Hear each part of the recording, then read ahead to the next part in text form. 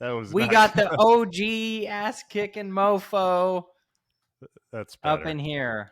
That's a little bit better. Let's bring him in. Brian Hess, how you doing today? Honor to have you. Welcome to the Top Contractor Podcast, man. Thanks for having me, boys. Nate, I'm just curious. What am I an expert in? What category do I fall into? Men's lingerie.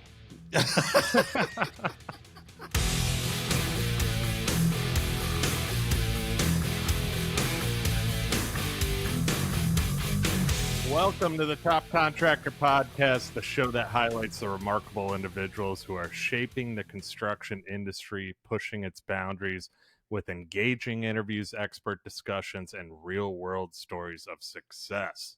I'm Bill Ryman, your broker builder, and I'm here with my co-host, Nate Swink. What's up, Billy? Hey, there you go. No more Nate Swinkleton this week. I like it. All right. I don't know, man. I'm just trying to figure it out still. Always good to be here with you, brother. Before we actually announce this, get into it. What do we do on this podcast, mate? All right. So we got 3 styles of episodes. One is a deep dive into a specific topic. Style 2 is where we cruise the internet and we come up with some construction news topics that are relevant. And 3, which is what we're doing today, and we got a real nugget for you. We bring on an expert in a specific field and just kind of dive in and get to know him. This guy's more than an expert in a specific field, Nate. You got to give him a little more credit than that, huh? Yeah, that sounded kind of flat. I do need. Yeah, that was real flat. I need to figure that out. That was. We got the OG ass kicking mofo. That's better. Up in here. That's a little bit better. Let's bring him in. Brian Hess, how you doing today? Honor to have you. Welcome to the Top Contractor Podcast, man. Thanks for having me, boys. Nate, I'm just curious. What am I an expert in? What category do I fall into? Men's lingerie. Let's get right to it. This is going to be great. We are honored to have you, man. You're a good friend of both of ours. We are going to talk about quite a bit today, see where this discussion goes. I'm sure a lot of people are going to get a lot of great things out of this today. But with that being said, who is Brian Hess? Let's hear a little bit about yourself here, or a lot about yourself. Who is Brian Hess? Oh, man. Easy way to put it. I'm a kid from a small town in southwestern Pennsylvania. Uniontown, Pennsylvania is where I was born. It's about 25 minutes from Morgantown, West Virginia. So if you around me long enough, you'll see a little bit of that redneck come out from time to time. And so my dad was a steel worker. My mom stayed at home. And, from there, went on to college, didn't finish, always had that chip on my shoulder, spent many years in corporate America, kind of climbing that ladder.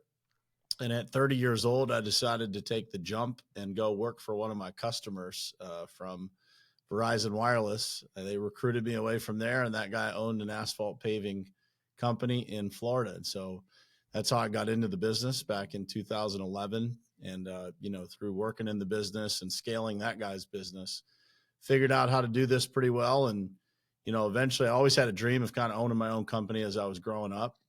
And at 38 years old with 3 kids and a wife that stayed at home, I took the leap into entrepreneurship. That was 5.5 years ago. And the rest is history, man. The Pavement Group and Top Contractor School were started in early 2018. And, man, it's been an awesome ride, getting to this point where we're at now with both of those organizations. And, father, got 4 kids, a 5th one on the way. Have an amazing wife that holds it all down at home while I do this. I always say the gift that, every entrepreneur could have is to have somebody that has their back, that's not on their back, but has their back. I definitely have that. I have an amazing family. Man of God, faith is everything for me. It's the foundation of everything that we do here in business. And so that's a quick couple of minute explanation of yours truly. Let's backtrack a little bit, because I want to get a little deeper with you today. So corporate America, I knew Nate would like that one.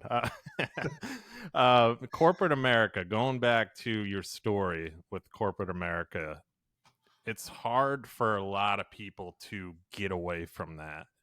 Uh, how did you, what was the reasoning? Why did you choose to, pursue paving of all industries too? How did you get out of that? Most people like to stay in that comfort zone, like to kind of, the corporate America, you get your salary, your guaranteed salary, you're coasting. What made you pull away from corporate America? Yeah, I think it was easy, man. It was a guy that was really captivating, as an entrepreneur himself, built something from scratch. Was a guy that had a great story. I met the guy that pulled me away from corporate America in South Florida. So I had relocated down there, had a great job, the corporate job that most people would dream of having, multiple 6-figure income, going to every sporting event, all the perks of a corporate job. And, but it just never felt right, man. It was like every year it was more difficult to make the same amount of money. As a leader, you were kind of being asked to feed people a line of shit that wasn't, they wanted you to feed them shit and tell them it was, filet mignon. And that really never aligned with me.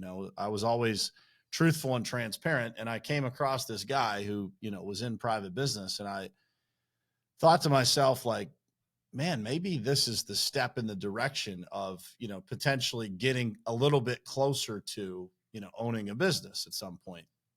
And I knew I was talented, man. I was always in the top couple of percent, in performance across any company that I was part of.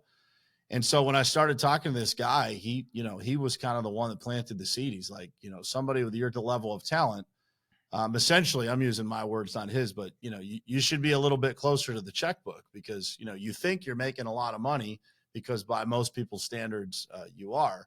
But if you got into private business, the sky's the limit and nobody's going to put a cap on what you could earn. And so that caught my attention. And, it was kind of the perfect scenario for me, man, because my dad was a blue collar guy. And so I grew up around blue collar people. Western Pennsylvania is a blue collar place. Pittsburgh's the Steel City. This city and region was built on the backs of, blue collar workers. And so that was attractive to me. I never liked the politics and the red tape of, corporate America. There were so many innovative ideas in corporations that never go anywhere, right? Just because of the structure of corporate America. And so this guy was super captivating, man. Was just, he had built a great company. It was doing like $28 million a year when I joined it. And, it looked like a great solution. At first, man, I was like, the office was in not a great neighborhood in Miami. So when I went to meet this guy for the first time, I was like, and he offered me a job literally the first time I ever met him. And I thought, like, dude, there's no way I'm leaving my corner office overlooking the Miami airport with a beautiful view of a fountain and all this stuff to come to a terrible neighborhood and work for an asphalt company. And then he invited me to his house and I drove down to Coral Gables and I'm seeing, these big houses and, a neighborhood that looks like it's full of successful people. And that kind of caught my eye. And I was like, man, if this is what blue collar work can produce, then maybe it is for me. And so over the next year, I spent a lot of time getting to know that guy, starting to understand his business and starting to understand the principles that I learned in corporate America of processes and sales strategy and structure and all that kind of stuff, how those were transferable. And so literally I relocated to South Florida to take a promotion. And 1 year to the day that I arrived there, I left and jumped into this asphalt company, knowing nothing, man. 2011, I couldn't have told you the difference between asphalt and concrete other than one was black and one was gray. But technically I couldn't have told you the difference. But, and I think that for the listeners, the thing that I want to make sure people recognize is that what it takes to get somebody out of that corporate job is a vision. It's somebody that has a vision that you can buy into, that you can believe in. I tell some of the guys in TCS this. I'm like, I was just having a conversation. Somebody was looking for a sales leader. And I said, dude, like not that long ago, I was that guy for somebody, right? Like it wasn't that long ago. And so it's about selling your own vision. Like, where are you going? And can somebody achieve a higher level of their dreams by being part of your organization? Even if that's just a stop on the train, getting the best talent in the marketplace comes down to how you can sell the vision. And man, am I grateful for that dude, having that conversation with me and selling that vision. Because where would I be otherwise? I'd still probably be working in a corporate job, making decent money, but not anything as enjoyable as what I do now. So let's fast forward now. And you talked about selling the vision and the vision that he sold you, but let's go into now the pavement group, right? So why'd you start the pavement group? How'd that all come together? And then obviously with the pavement group and your growth, you guys have had impressive growth. I mean, Nate and I have seen it. It's crazy watching. I've watched it for, I don't know how long now we've known each other, but each year it's growing, you're hiring, you're moving. Let's start with how the pavement group formed, and then let's go into what sets the pavement group apart from other companies. Yeah. So I think, what really started it, man, was there was, everywhere that I worked, there was no vision of innovation, right? Because for me, it was like, I was in a position everywhere that I worked in this industry.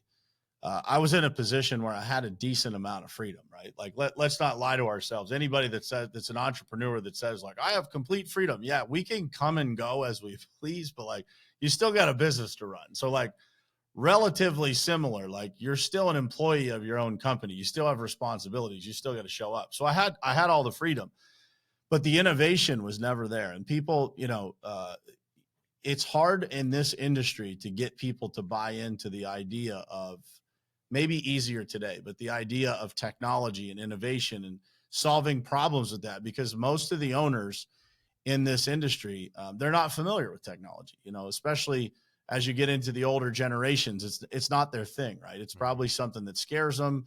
It's something that, is not something that's adaptable quickly. And so a lot of them, kind of push that off, or they don't want to invest the money.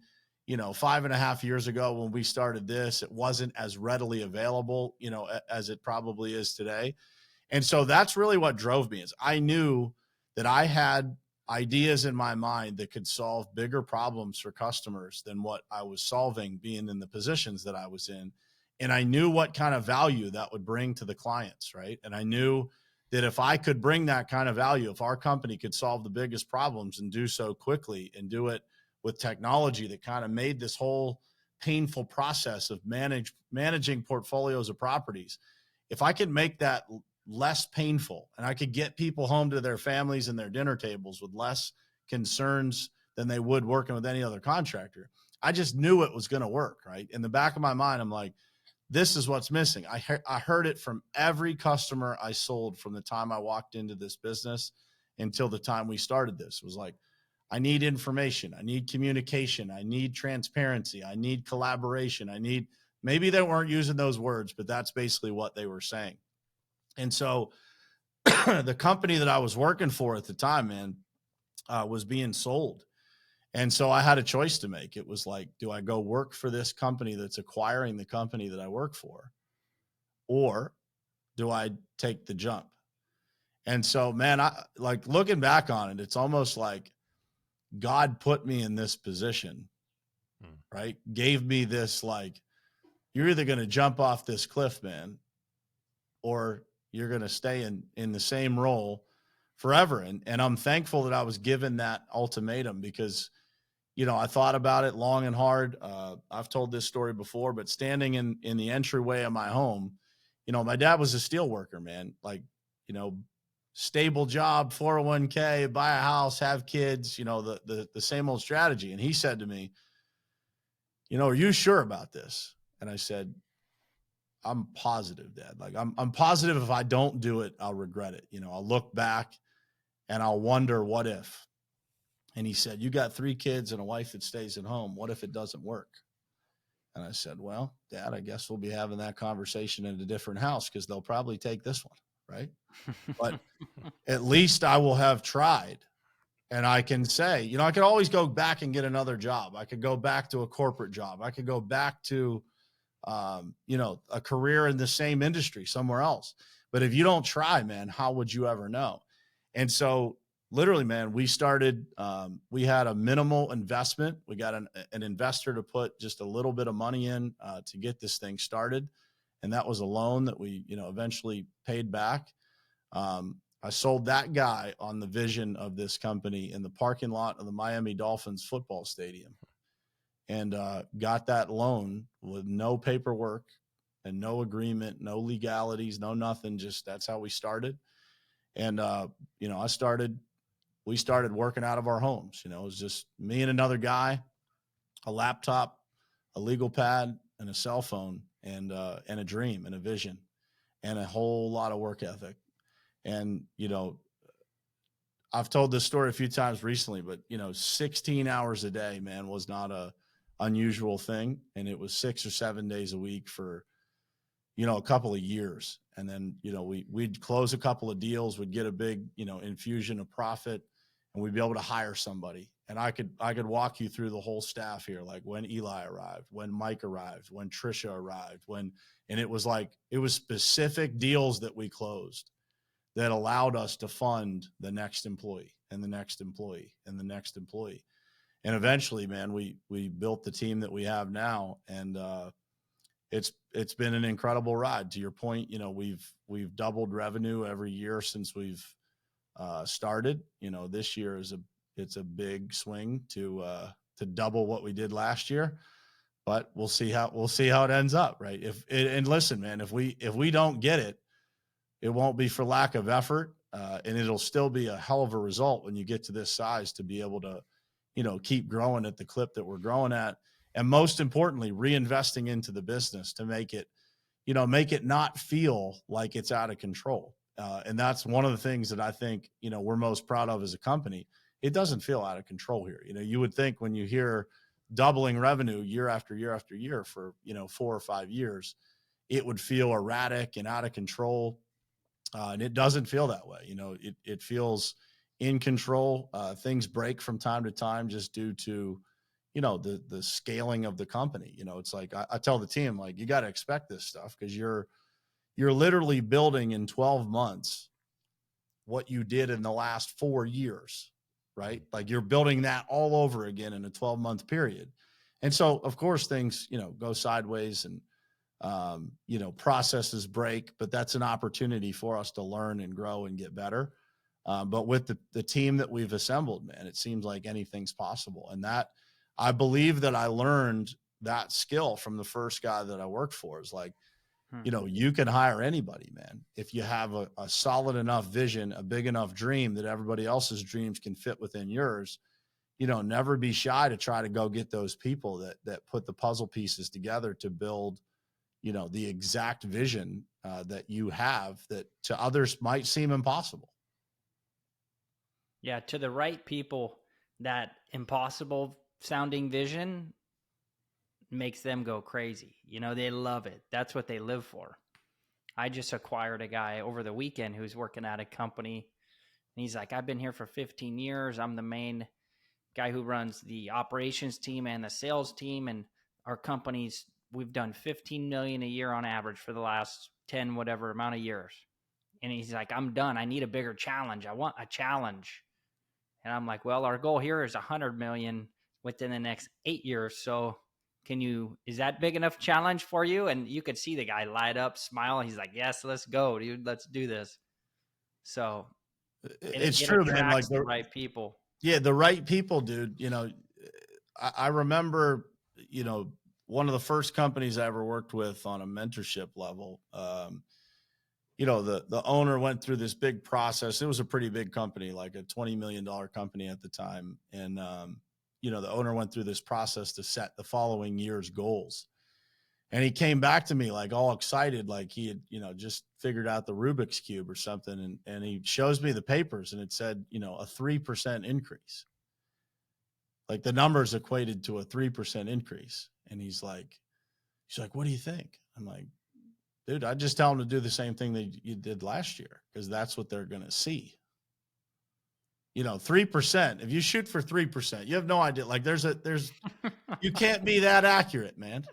Right? You're probably going to either do the same as you did last year, or you're going to fall short of what you did last year, if that's your goal. And I also believe, man, to your point, Nate, dude, the right people ain't getting out of bed for a 3% increase. Like, we talked about this in Vegas at the retreat. It's like, if you don't have a sales organization and a production organization that can keep up with a dog in sales, right? Somebody that can really perform in sales, they're not staying with you, man, because they're going to understand that they have a cap in your organization. They can only sell so much that you can produce.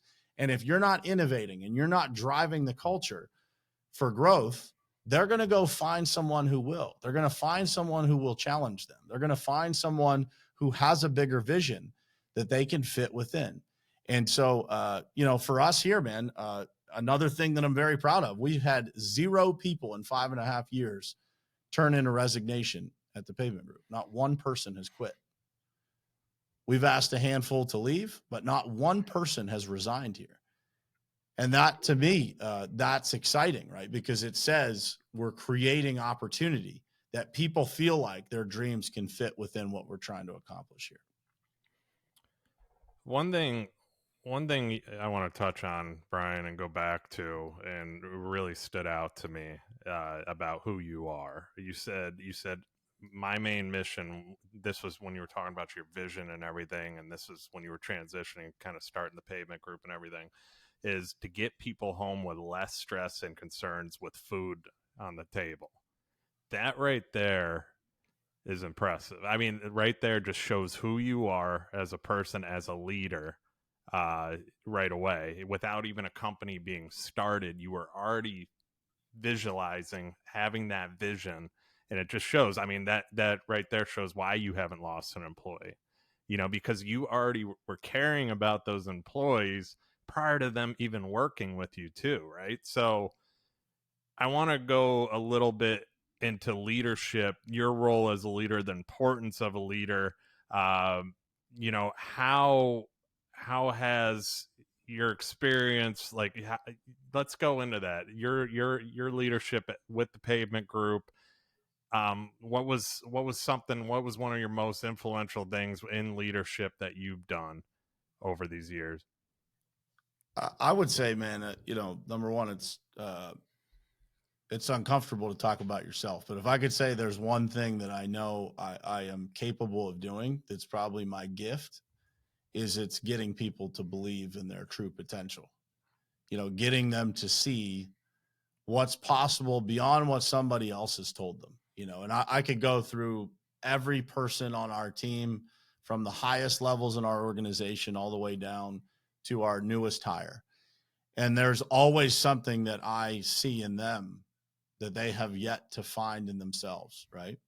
And I think that statement, man, about getting people home to their families, it's like, what is this really all about? When you think about business, business is a vehicle to give us, access to the dreams that we really want. It's like, where do you want to take your wife? Where do you want to take, in you guys' case, like your future children? Like, where do you want to take them on vacation? Where do you want them to live? What school do you want them to go to? And so even with TCS, man, it's like our goal is simple. It's to take people who are, in a lot of ways, they're attached to a job. Like they've built themselves a job that returns them a pretty good lifestyle as a contractor. And it's, mentoring people to be able to build a business, to be able to build an enterprise, something that feeds their family and plenty of other families. And again, it's like, if we do a good job at TCS, man, we're teaching contractors how to do that and getting them home again to their dinner tables with less concerns and less stress and more attention on their families. Because at the end of the day, dude, that's all we got, right? It's like, if we can do that for people, I just got chills, man. Like, we're never going to have to look for employees, dude. They'll keep showing up. We'll never have to look for customers because they'll keep showing up. If we put what's most important first, and we can be a good example to people, and we can show them what leadership looks like. One of the things that I say to our team all the time is like, dude, none of us get credit for being a great leader when things are good. Like, you only get credit. People only remember what you do under duress. So when you're under duress as a leader, how do you respond? Are you the person that has the steady hand that people come to when something's sideways? If you are, then you're going to attract more people, right? Because, you know, that old school mentality of like, hey, leave your problems at the door, check your problems at the door. It doesn't exist anymore, man. The world is different. And so we have to hire the whole person.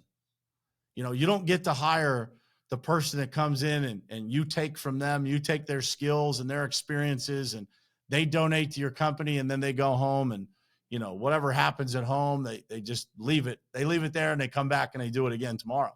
It doesn't work like that anymore, man. It's the whole person. And so, you know, as Maxwell says, man, everything rises and falls on leadership. You know, I've been obsessed with it for decades, right?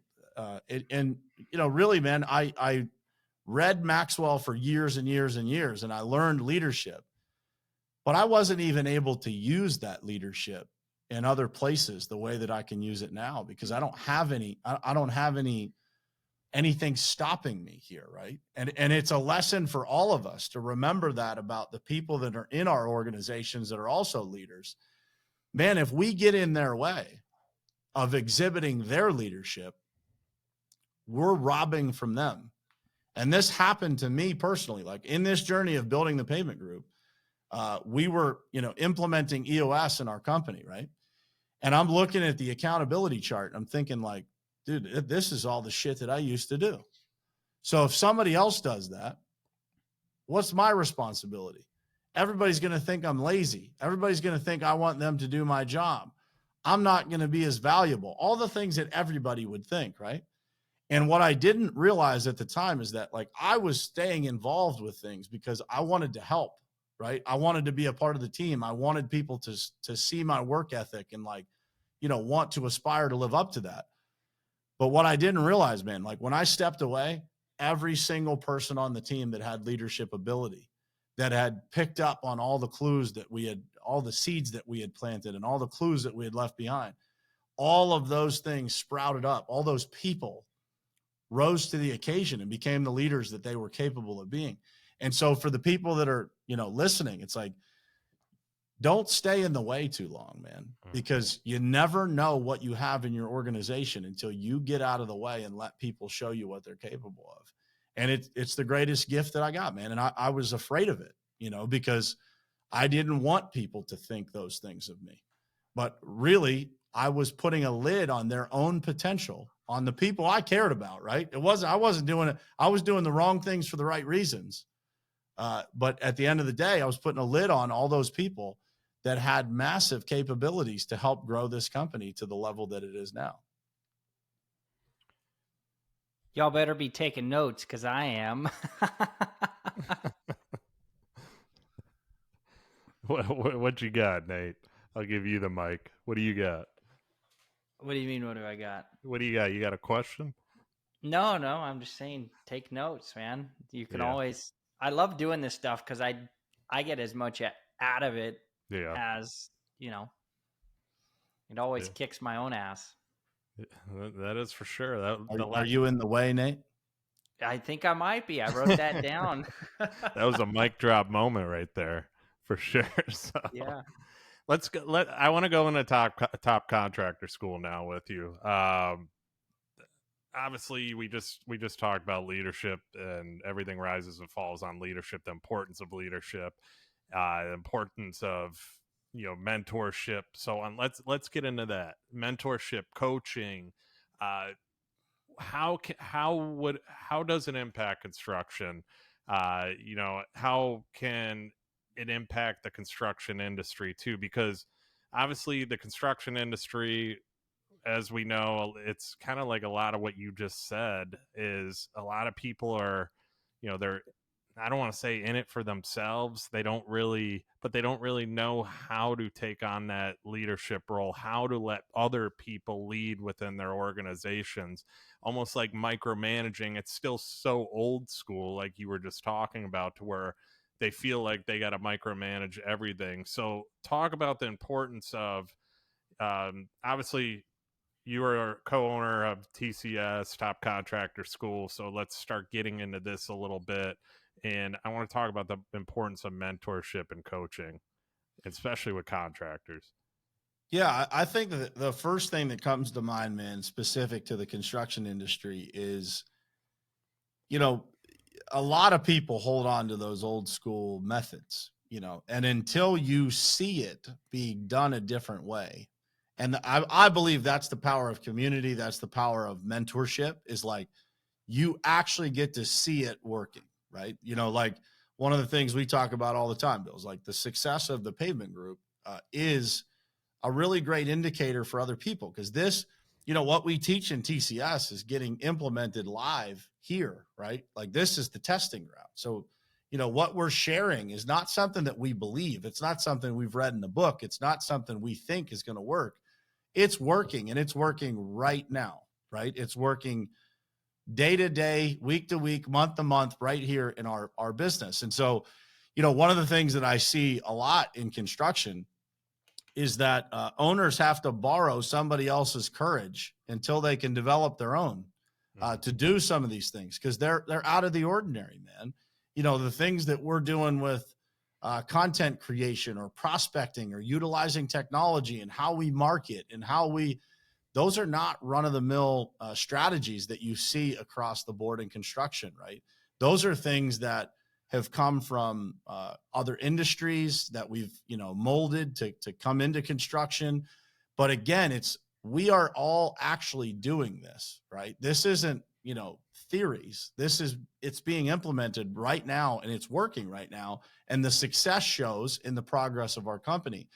And I think that for a lot of people, like, it's a scary thing, man, to implement something new, because in a lot of people's minds, they've been taught like, well, you better make payroll and you better do this and you better have, right? There's all these lists of checklists of things that they've been taught over the years that are necessities. And people, frankly, they don't know how to manage money in the construction industry. They'll go buy equipment to avoid paying taxes. And it's the dumbest thing in the world, right? It's like cash is king, man.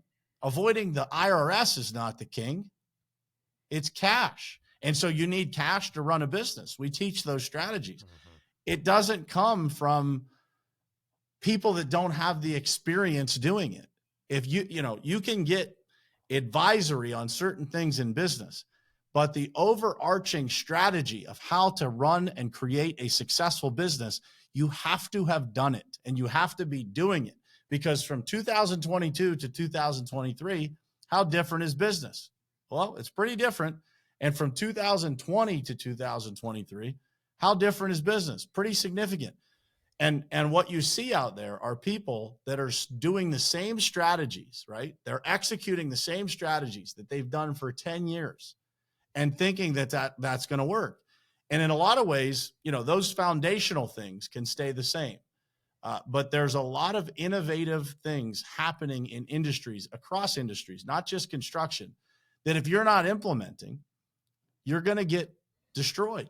It's just a matter of time. If you're not utilizing technology, if you're not properly marketing, if you're not on social media, if you're not creating a culture that you can then display on social media, right? All of these things are the difference makers in business. And, what I see is the people that are in that old school mentality, they need to be able to borrow somebody's courage, meaning, well, if it worked for them, maybe it'll work for me. So I can have the courage to take a shot, right? And I could see this to some degree in both of you guys. We've had these conversations about like starting different things or trying different things, right? And it's like, well, if I know it's working for somebody that I know, like, and trust, then I'm a lot more confident, right, in being able to do it.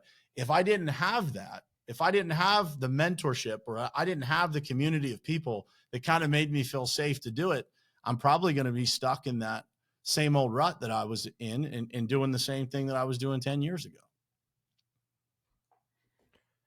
Let's go into that a little bit more too, on the coaching and mentorship side of things. And what are you seeing? What's the most common thing, the biggest concern that contractors face?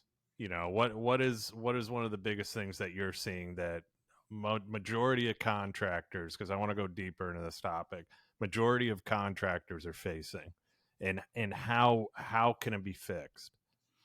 I would say that the majority of contractors they know they need to grow, but they're afraid of what that looks like. They're unfamiliar with what it looks like.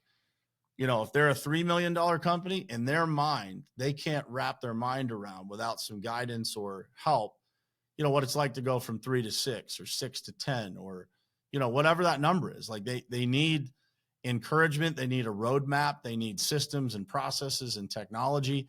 And, you know, none of us are good at all of that, right? Like we need the mentorship and we need the guidance to be able to put that all together. But that's the biggest fear, man. And it's what's holding so many people back in the industry. Like, think about this, man.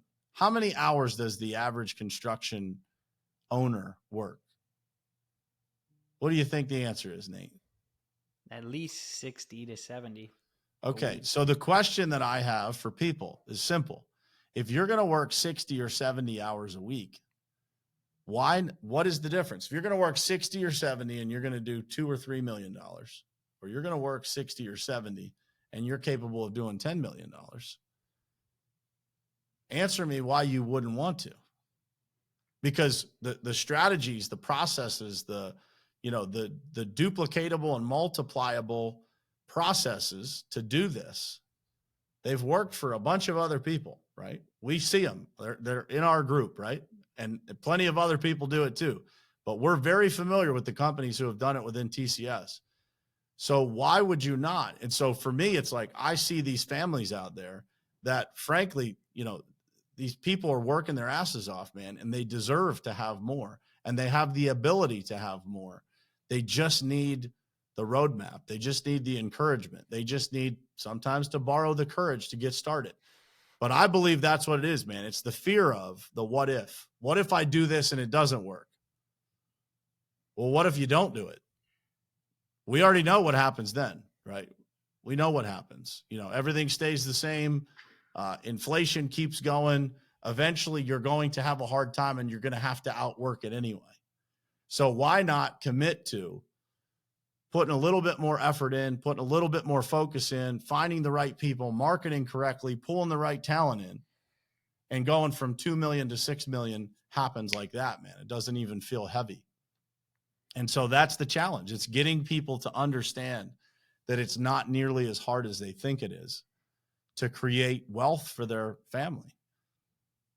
Go into that a little bit more. So why do you think they have that fear? Like why, or how do they get out of that fear too? You're talking, and obviously you know, things like Top Contractor School, there's, you know, getting around a group of people and stuff like that helps too. But there's stuff that, you know, you've told people, I've told people, Nate's told people. Nate and I had a big discussion on this on our marketing episode on the last episode. Go check that out, everybody. By the way, last episode on marketing. It's out on iTunes now. But anyway, we had a discussion about the fear people just, they can't get by it. They can't get by the fear of video. They can't get by so how do you get them out of that? Like if they're stuck and, you know, the fear of joining a group of people, you know, you got that old school mentality too with people that I don't want to share my secrets. I don't want to get in a group of people. That's like that old contractor's mentality.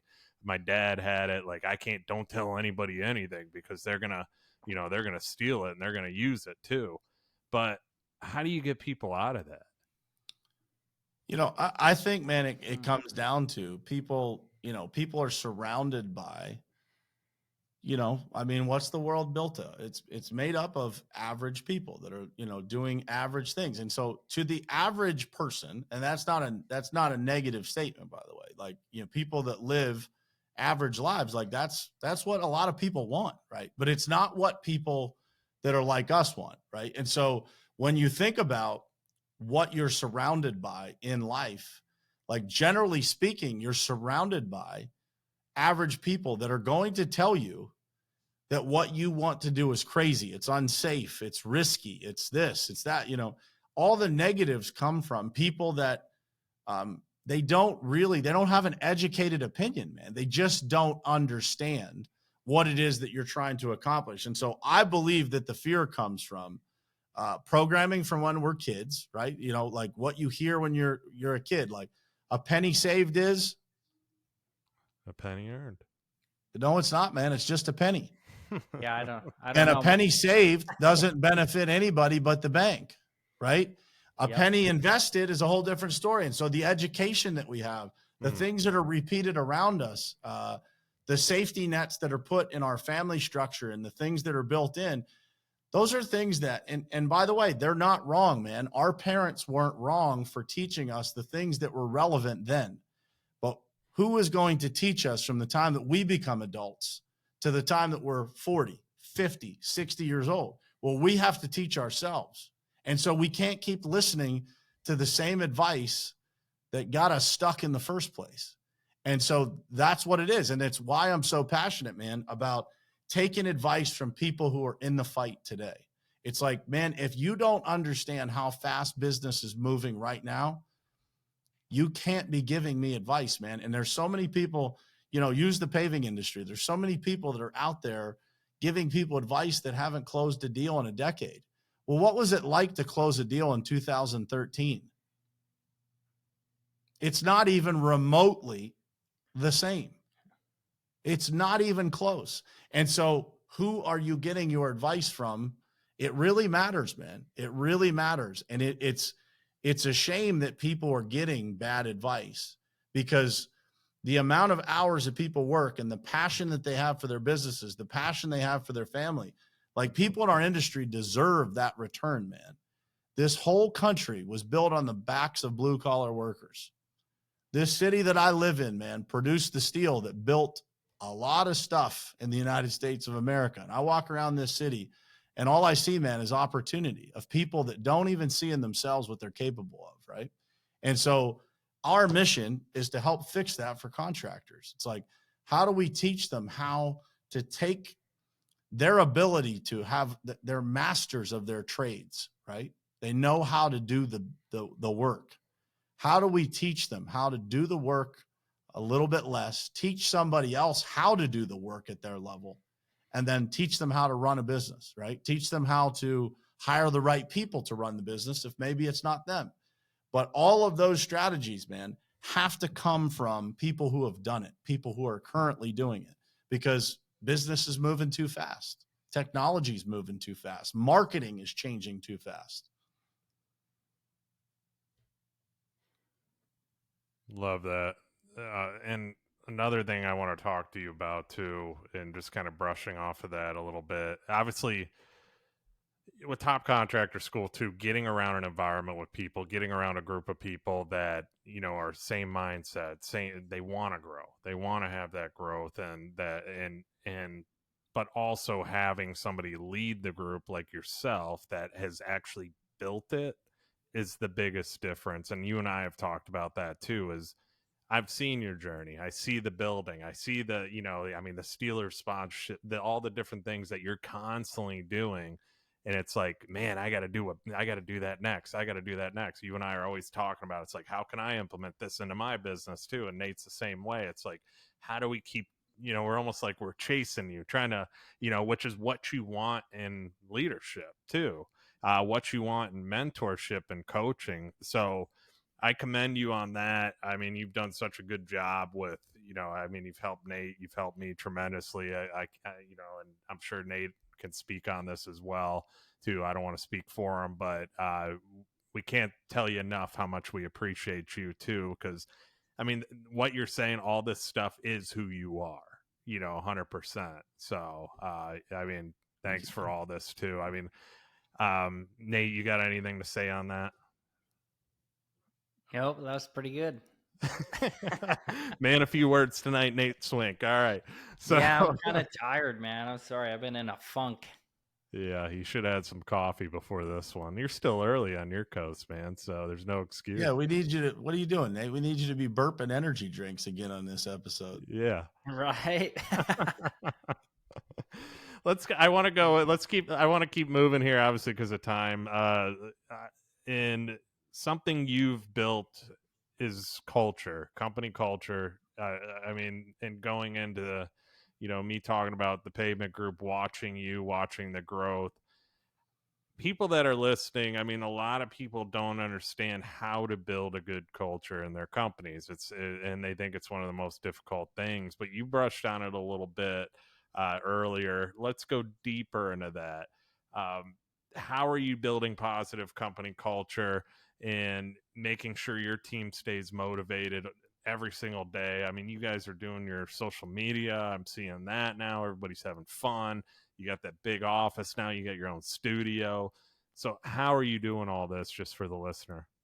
Yeah, I think it, number one, it's different at every level, and that is important for people to know, like how you're going to build the culture, with a team of 10 is completely different than when it gets to 25 or 35 or 40, right? Because you can only have real deep relationships with so many people, right? Like now you can have relationships with a lot of people, but you can only have meaningful relationships and like regular interactions that are meaningful with so many people. And so I think, the number one thing that I would say is like, look at it from where you're at, and how can you do it? Um, the little things go a long way, man. Like when we bring in new people and they do a great job, I don't know how long ago it was, maybe a month ago, 2 months ago. There was somebody in our organization that was just doing a great job, man. Like, being a leader without a leadership title, really setting a great example. And so, I ordered a leadership book that I really love.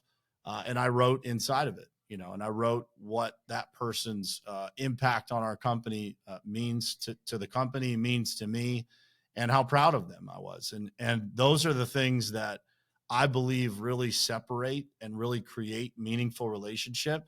I think, as you get larger, this is always important, but as you get larger, man, the thing that I see missing in cultures that are not great or not as good as they could be is lack of communication and lack of listening. It's like, you as a leader, you have to work really hard, man, to get people to tell you the truth because they look up to you far more than what you think they do. You seem a lot more out of touch to them. And so our jobs as a leader, I had somebody tell me 2 weeks ago, like, yeah, I just didn't want to bother you. And I'm like, dude, my job is to get bothered. If I'm not getting bothered, we're losing, right? If there's something wrong and I'm not getting bothered, we're losing. And so it's creating communication and really making people feel comfortable enough, because remember, it may not even be you. It could have been 2 jobs ago that somebody worked in a culture where speaking up was unacceptable, where, criticizing the leader would get you fired. And people bring that baggage with them, man. And you can't underestimate what that baggage will do to your culture if you don't take the time to uncover it. We do things like we have a form that we use inside of TCS. We use it in this company called How I Want to Be Coached, understanding the blueprint of every person in your company and doing that once a year, man, because if we're doing a good job and the company's growing, do you want people to got the same dreams in 2025 than they had in 2023? Well, hell no, you don't, right?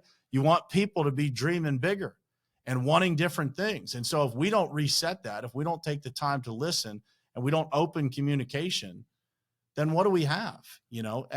One of the things that I think is really unique about our culture, especially in construction, is the relationship between operations and sales.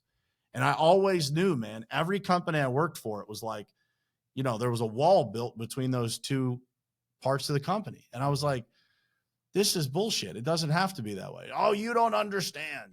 You're not from construction. Well, guess what, dude? I'm from construction now, and we don't have that wall. We don't have it. It works, man. If you can intertwine people and get people to genuinely give a shit about each other. Well, how do you do that? Well, understanding each other's dreams and what they want really matters. And you can't shame the person that wants to go, watch their kids' football games because that's the season of life they're in. They're a great employee. Just because they don't want to stay an hour every single day like somebody that's younger has the ability to, doesn't make them bad. You need a dynamic group of people that all have different goals and different dreams, and they're in different seasons. And when you mold that all together, the culture that's created when you create openness and great communication, and you really sit down and listen, dude, there's mornings that I come in here, I clear my schedule, and I just literally go cube to cube, and I talk to people. Not about business, not about a scorecard, not about what's happening in our revenue or how many jobs they scheduled, about what's happening in their life, man. How's your grandmother? How's your sister? How's your nieces that were born prematurely? Whatever it is, right? It's like, take the time to talk to people, man, because at the end of the day, how we started this conversation, it's like, if we can get these employees home to their families, to their dinner tables with less concerns than they would have working somewhere else, you'll never have to look for employees. The one thing right there too, and I think a lot of people, a lot of contractors struggle with too, is, they don't take the time to stop and talk to people, talk to their employees, ask them, about their personal lives and so on and so on. I mean, I'm guilty of it too, because when things are so fast paced, they're moving, you got stuff you got to finish, you got bids you got to get out, whatever, plans that you got to update, this and that. You're almost like closing your door, and you don't want to be bothered, with it, because you want to get your stuff done to keep the business moving so that they can, keep moving and building and so on too, and getting paid basically. And I think, what you just said, I reflect on it. I need to do it more. I need to take that time, if I have time in the morning, and go around talking to people, asking how their families are. I try and do it here and there, but I don't do it enough. And I think a lot of people struggle with that. I'm not sure, Nate, if that's a struggle for you as well. No, it definitely is, man. Something that I used to do, and I can tell you right now, our culture was a lot better when I did do this. I would take one random person out to lunch a week, and work on breaking down that wall, like Brian was saying, and getting them to be truthful about issues that we're having or how we can improve, and just get to know them. Yeah, I've kind of lost touch with that. So that's for sure important. I just told one of my buddies the other day, we were having this conversation. He's like, how do you do that? How do you make the time? And I'm like, dude, I don't do it as much as I'd like to. I don't think any of us would say like we do it enough. Right. But you have to make the time. And what I said to him was, you can make the time for these ones, or you can make the time for the next ones when these ones leave, because at the end of the day, it will, water finds its own level, right? Like they're going to leave if they don't feel cared for, if they don't feel seen, if they don't feel heard. And by the way, in the meantime, they'll be rotting the culture by telling everybody in the company how much you don't care. And for me as a leader, the number one thing that I always ask myself is, would these people at the end of the day, would they say that I genuinely care? That I care about their well-being, that I care about what happens to them, that I care about their future, that I care about their career path? And if the answer is yes, man, I can sleep at night. If the answer is no, even for a week, right, that I didn't get to enough, or I didn't have enough meaningful conversations, or I didn't deliver a powerful enough message on our Monday meeting to like get them reset and refocused, then dude, I got work to do. And it's my responsibility to my own family to make sure these people are good, so that we can create the life that we want, because we don't create it alone, man. These people create it. The culture of the business creates the results, and the results create your future. And so if you don't pay attention to that, if you don't take care of the goose that lays the golden egg, then don't be surprised when the goose stops laying golden eggs. And that goose only lays golden eggs if the culture is healthy, man. One thing I wanted to ask you too, just before we wrap this up, is if there was one thing, you can, if you started all over again, right? And there was one thing that, knowing what you know now, what would you do differently? I would think bigger sooner. I would take more risks sooner. I would invest into things that I delayed. You and I just had this conversation the other day. It's like, man, it's scary to do things for the first time in business. It's scary to, invest the money and write the check and, and do the things that you're not used to doing. And like, those are the things. It's like, when you invest into the first $2,000 a month in marketing, you're like, damn, man, this is great, right? Like, you have those feelings. And then you realize how insignificant it really is when it works. And, I said this at the retreat, people don't cost money. Bad people cost money. Marketing doesn't cost money. Bad marketing costs money, right? It's like, so if you know that your intuition is right, if you have a high level of certainty in something and you've seen it work somewhere else, and you know what I mean? You collect that, man, you got to hit the pedal faster. Because for me, I could go back and show you, 6-month periods where I delayed doing something that was a home run when we did it, and how much money is left on the table, and how many fewer employees do we have to be able to scale the company because we delayed that decision. And so, it's having a little more courage and thinking bigger sooner would be what I would do different. Love that. And another thing I wanted to ask you too,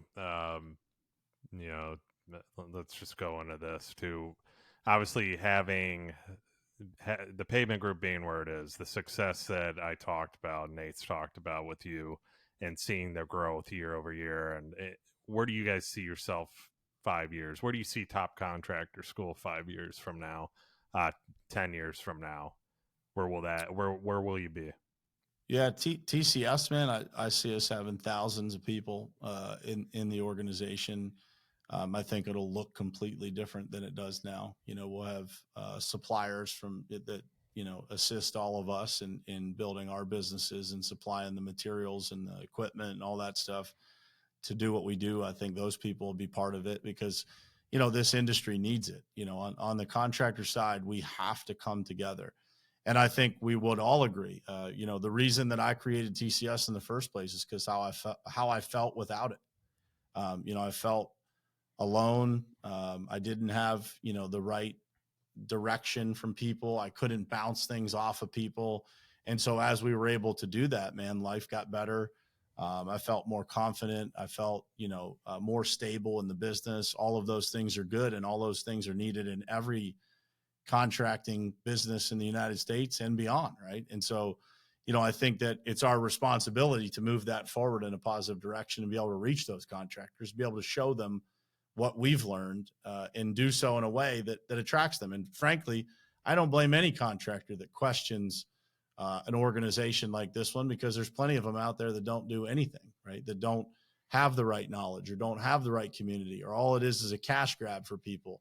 I don't blame anybody for having those doubts into an organization like this one. It's our responsibility as a group to be able to go find those people and show them what the value is and show them who we are as an organization. And you're going to see that happening over the coming months with marketing and, getting out there a lot more. We just hired an executive director. We're starting to have a lot more full-time employees, things like that. So that's the TCS side. The pavement group side, man, it's I can tell you, 10 years out, it's a $1 billion goal, and there'll be a lot of things. The pavement group will look different too, but it's like, what do we offer and how do we get there and how do we build this organization into something formidable that can process $1 billion worth of business, worth of construction work. And we've got the vision, right? We have what it takes to be able to do that. We think we understand what pockets we need to get into that we're not into yet, but it's about building that foundation that can support that, right? And then continuing, you mentioned the sports partnerships. The reason that we do those is not just to acquire customers, but it's to build a brand that's recognizable and trusted in this market in Pittsburgh that can be an incredible recruiting arm for us. That, there's no better way than to get in front of hundreds of thousands of people or millions of people with your brand presence to be able to attract the best talent that's out there, right? And when you said it earlier, it's like when you have a social media presence, people are having fun working here. We've got great benefits. The Saturday 9 of us are going to the Grand Canyon to hike it rim to rim. Those are cool things that companies don't do. And we believe that those cultural things will drive us in the direction of pulling the best talent in the marketplace in here and be able to reach that revenue goal. Because you can't do it, revenue goal without the people to achieve it is impossible. And the second part of that is not people, but it's the technology that reduces the number of people that we need to be able to achieve it. And going into this a little bit more with you too, like I read, obviously we've known each other for a little bit now, but I read something with you. Where do you about you? Where do you see the legacy of Brian Hess? I want to wrap this up with this. Where do you see the legacy of Brian Hess go? Where will you be? Let's go deeper into this a little bit too, because you touched on those. Where Top Contractor School is going to be, where the Pavement Group, you know, providing for everybody. What's the true legacy of Brian Hess? I think the single most important thing for any of us, man, it certainly is for me, is like, what my kids grow up believing, that anything's possible, that, they can achieve anything that they want, that whatever career or whatever path they take, whether that's, going and doing mission trips in Africa, or whether it's building a massive business like this one.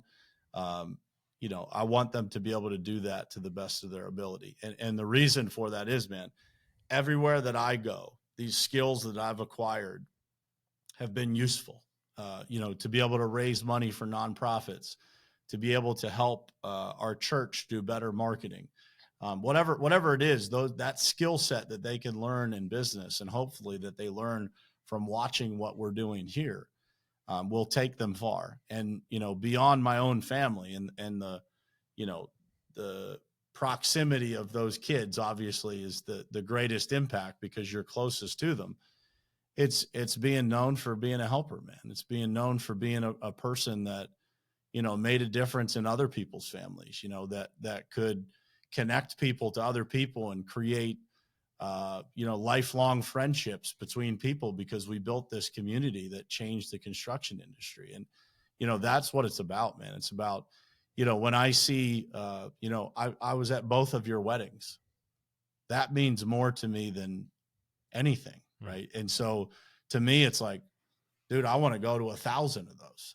Right. I want to be there for those important moments. I want to watch both of you have your children. And I want, to me, that's wealth, man. Like the money is, the money's the byproduct of the work, dude, but the relationships are the real wealth. And it's like, when you can carry those things with you, I think about this often, man, not in a dark way, but I think like, when I'm taking my last breath, dude, what's going to matter? I'm not going to think for a second about, how many digits are in my bank account. I'll care that my kids are taken care of, my wife's taken care of. But man, I'm hoping some people miss me. I'm hoping some people talk, positively about me when I'm gone. And I hope that I've experienced enough of those moments that really got me, that they left an imprint on me, that, I can get to the other side and say, like, well done, man. Love it, man. And everything you've said, like I said earlier too, it's special. I mean, it's a different, you're a different type of person, man. Like, and you can just tell, and it's no bullshit. You're true to who you are, what you said on everything on this episode. So I know Nate feels the same way. We appreciate you coming on. I mean, we could sit here for hours. Obviously it's late. So you got to get home to those kids, but I can't tell you enough how much we'll have you on, obviously, multiple times on this, because there's so much more that we Happy can to do it, man. Yeah, And the feeling's mutual, guys. This group of people that we are all part of, it's special in a way that's hard to describe, man. When people ask me about it, it really is. It's not, like you said, it just, it's a bunch of real people, man, that are just trying to help each other, make a difference, be good people, be good examples. And, you two lead the charge for sure. And all of those departments, and, appreciate you guys, love you guys. And, just having you part of my life and all of our families, growing together, that's what matters, man. At the end of it, we're all going to make a bunch of money. We know that, but what are we going to do in the process that puts smiles on our faces and on our kids' faces and our wives' faces? That's what matters. And if I know anything, I think we're going to do a lot of smiling. A lot of laughing, a lot of smiling. with there'll be laughter as long as Nate's around. Oh yeah, right. With a little more energy too. Nate with Yeah, that. I got to keep it G with the BH here. Yeah. I got to keep it kosher. He's very toned down on this episode, Brian. So what he's telling you, listeners, is that he's not being himself today. This is Yeah, true. Yeah. This is true. Brian, thank you so much for coming on, man. Last thing, where can people connect with you? Real Brian Hess on all platforms. RealBrianHess.com is the website. thepavementgroup.com, easy to find. Topcontractorschool.com. But if you go to any of my profiles, you'll see all the links to everything else. Awesome. We appreciate you, man. Thank you so much for today. We'll definitely have you on again. Everybody, you know the routine. Please like, share, comment, subscribe, hit the thumbs up button. YouTube, do what you got to do. Write a little 5-star review on iTunes, goes a long way, because that's what Nate and I deserve, is only 5 stars. And we will see you guys on the next episode.